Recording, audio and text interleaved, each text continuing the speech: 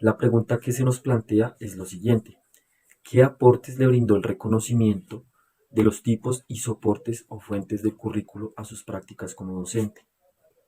En la cual, para mí, el currículo como tal, o el concepto de este nace de la necesidad pedagógica de un docente para poder plasmar la realidad que se vive o se sobrelleva en un aula de clase. Por esto va ligado con la historia de la educación, básicamente. En el principio, digamos que se formaba mediante los conocimientos que se obtienen y la interacción de estudiante y maestro. Respecto a lo dicho, el currículo forma como parte esencial de la historia en la educación como cambio notable en la planeación de una clase. Mucho antes quedaba demostrado cómo mediante solo textos lineales o escritos antiguos el maestro se basaba o conducía su aula mediante estos escritos, dejando a la deriva, digamos, alternativas o diferentes formas de cómo sobrellevar una clase. Y digamos que esto va muy arraigado, más que todo se nota en lo que vendría siendo la vinculación de la iglesia con la educación para mí, de cómo mediante solo escritos, no sé, manuscritos históricos, pues si solamente se los llegaba a una clase de forma lineal.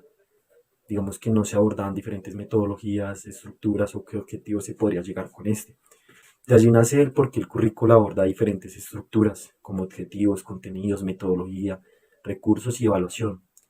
Y estos forman parte como un conjunto de elementos que se correlacionan para dar respuestas a las diferentes preguntas que se nos pueden plantear en la necesidad pedagógica. Vengo a hablar de cómo el currículo aporta en nuestras prácticas como docente. El currículo es una herramienta de gran utilidad en varios contextos, especialmente en las prácticas como docentes. Para planificar adecuadamente las tareas y maximizar el proceso de aprendizaje, es importante resaltar que se debe enseñar lo que los estudiantes deben aprender. Ya para terminar, quiero mencionar que el currículo nos sirve en las prácticas como docente, ya que es una herramienta infaltable porque oficia como una guía en el papel de la enseñanza, tanto dentro como fuera del aula de clase. Dando respuesta a la pregunta, ¿qué es el currículo y su importancia en la práctica docente? Pues puedo decir que es la herramienta más importante que podemos utilizar dentro de un salón de clases.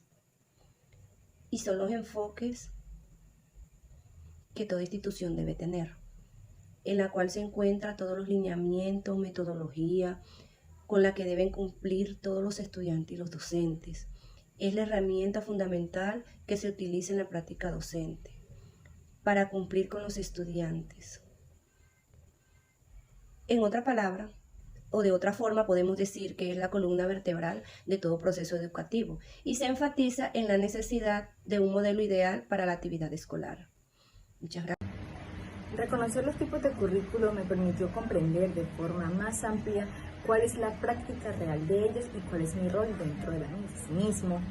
Pude percibir de forma más clara y teórica los lineamientos que hacen que el currículo oficial soporte la labor administrativa, así como la institucional. Y de la mano de cómo ese currículo teórico debe ser desarrollado en mi labor docente, pues esta es donde se reconoce la metodología y la forma de enseñanza.